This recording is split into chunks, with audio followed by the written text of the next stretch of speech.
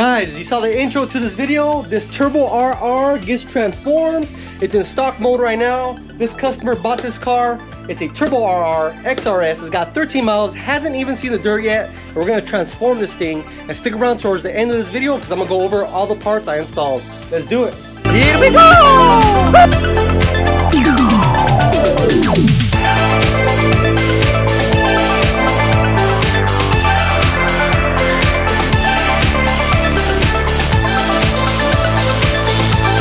I'm tired.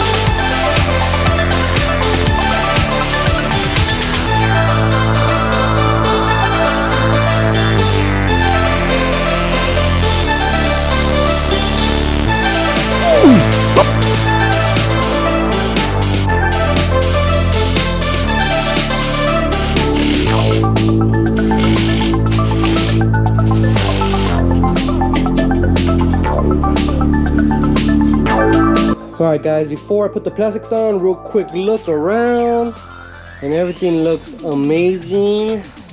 We'll cover all of this at the end of the video, but I just want to give you guys a quick look before I put it all together. So the bumper, the elite arms, the rods, you know, the fan shroud and the brace, everything worked together perfectly. The only problem I did have is the brackets for this S8 come in contact just a little bit, or actually they don't. I don't know until I actually put the light on, but they might come in contact with the fan shroud from Fast Lap. So this car is coming out amazing. So I'm gonna put the plastics back on and probably start on the rear.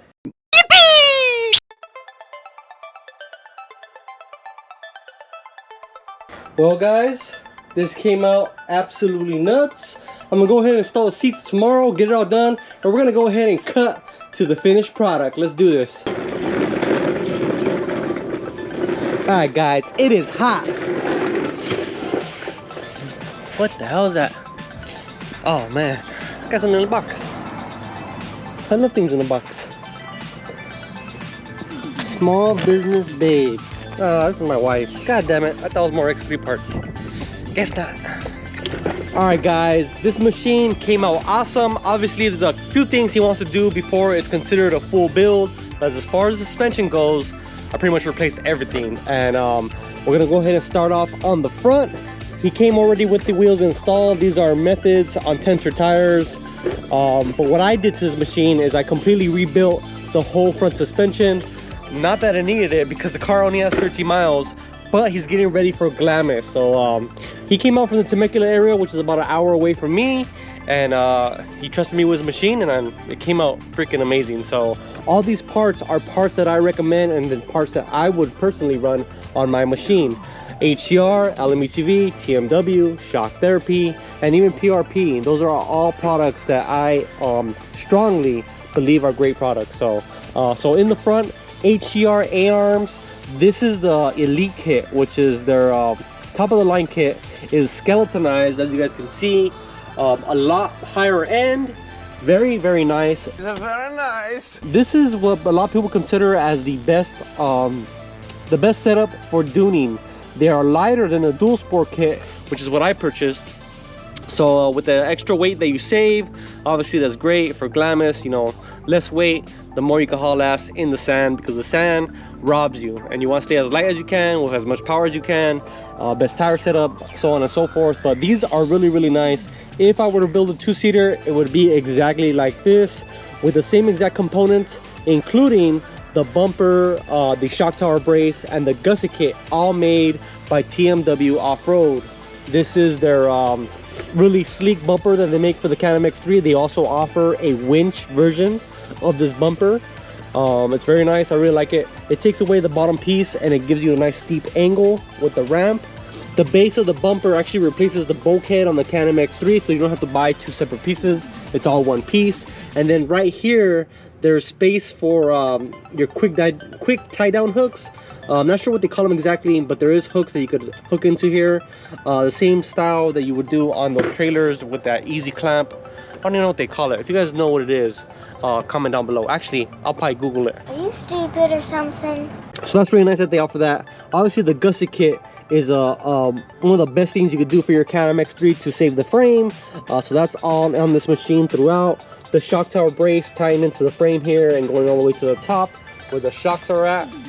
We got a Baja Designs light bar that we attached to the top there where the shock tower brace is at. Also on this machine, FastLab UTV's fan shroud. I did get that bolted on and it worked perfectly. It does contact this shock tower brace very so slightly, so I did put a couple spacers, not very big ones, kind of actually the factory ones, and then I could, you know, keep that from touching each other, which actually came out great. So very happy with that. I did flip the shocks for him because he asked me to, and actually it's a requirement when you do the limit straps from Shock Therapy. So these are the limit straps from Shock Therapy. I run these on my machine and I absolutely love them, and they are perfect here on this one. They do give you the new hardware with the extended bolt and spacer for the kit, which is perfect. Speaking of Shock Therapy, to go along with all the other parts on this machine, we did replace the sway bars on the front and also on the back. On the front specifically, it's very nice because they give you a new billet clamp for the bushings, and actually new bushings as well. So that's really good. Really nice that they offer that, you know, as a kit. They don't give you just the bar, they give you everything, because I think the factory clamp and bushing is kind of weak. So that's really nice. It has 3 levels of adjustment. I left it on the center one. I think that's the best spot for this. We did not use Shock Therapy sway bar links. We use LMUTV sway bar links. There's LMUTV throughout this car, the sway bar links and the tie rods. So sway bar links, tie rods, and then in a second I'll show you guys the radius rods. And as you can see here, there's the LMUTV ball joints. Randy! Jesus, Randy, you're bald! Which are really nice. I will be running those on my machine. As far as the tie rods go, I did want to point out that LMUTV does not offer the bump steer delete kit that Shock Therapy offers, but you could buy your LMUTV radius rods and buy Shock Therapy's bump steer delete. There's really nothing to it. It's just the misalignment spacers, and it works perfectly just like the Shock Therapy full tie rod kit. So that came out perfect. I also added cross check to all the pivot bolts, like you can see there. If the paint breaks, you know it came loose, which it shouldn't, at least not anytime soon, because it is torqued down. I also replaced the front and rear axles with Rhino 2.0s. He decided he wanted those axles on there. I said A-okay. I've never ran them and I have no experience with them. I think factory is pretty good as far as the strength of them, but he wanted these, so we put those on there too. They actually look really good. Has a blue sticker on there, matches the car, I guess. I think so far he's got a good color combination going on. He's got the blue, this raspberry purplish blue, with the billet trim pieces like on the ball joint caps, as well as the sway bar links and the tie rods. That's all billet. And the wheels, the ring on the edge here appears to be billet. It's machined in a way. It looks billet. Not sure if it is or not, but that looks really good. And you know, together it looks really nice. And you're gonna see the same theme in the back. We'll get to that in just a second. Let me show you guys the inside. I did a couple things, not too many. We did add these GT3 PRP seats. We got these custom made with some carbon fiber, blue and blue stitching throughout. We did the PRP 5.3 seat belts, which is 3-inch wide and 5 points, you know, 2 at the waist, 1 for the submarine right here on your crotch, and 2 over the shoulder. We did get this switch system that he purchased.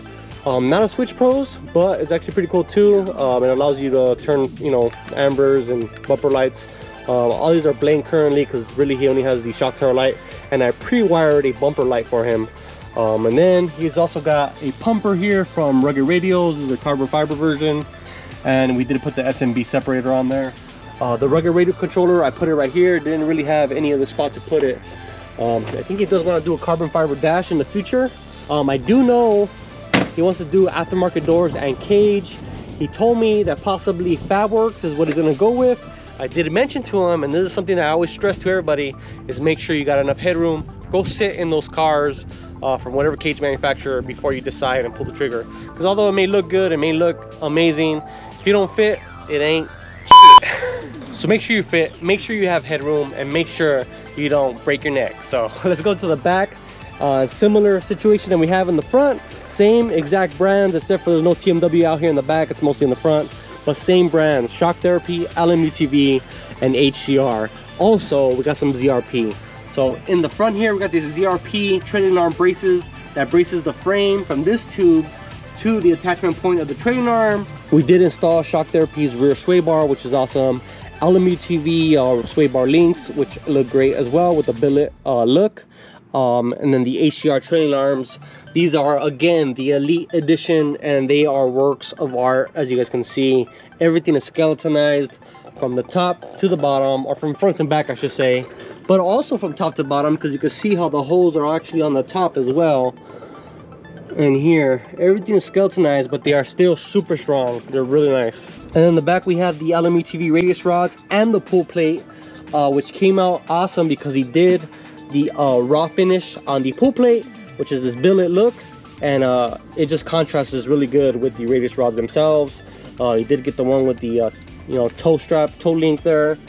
And speaking of toe link, this does have Shock Therapy's toe link support, which I think is one of the best things you could do for your Can-Am X3. That stops the hub from wallowing out. If you guys seen some of my past videos, you guys know what I'm talking about. I also did LMUTV's trailing arm bolts. So these bolts are made by LMUTV, and they bolt on the trailing arm, the radius rods, the hubs all together, and they are higher grade as far as strength, and they are really nice. They have like this gold finish to them, goldish bronze finish, and they're really badass. So same axles, Rhino 2.0s. Pretty much that's it on the back. It's a lot simpler than the front end, honestly. There's a lot less parts. But it is freaking amazing. It looks so good. We also did the dog bones on this, and he got them powder coated, which now I want to do to mine because they look freaking sick. One thing to note though, with these dog bones, they did powder coat over the part where the you know, Heim actually goes onto, so I had to actually wire wheel that off, which kind of was a pain in the butt. But I mean, they came out good. I think it was worth it. That the blue just pops on the on those dog bones, so especially because this is billet. So the blue and billet or silver theme is looking really good together. He is going to take this car to Shock Therapy, which means it's going to get a full revalve and possibly, I'm pretty sure, get the springs done, which means he's going to have silver springs like on my X3, and that's just going to add to the color scheme that he's got going on, the theme of this vehicle. Not sure what he's going to do as far as the, you know, if he's going to wrap it or paint it, but obviously if he does doors and a cage from Fabworks, that would look really badass with the blue cage, and maybe, you know, maybe a silver wrap or maybe a blue wrap or something of that sort, maybe a black and blue crazy pattern.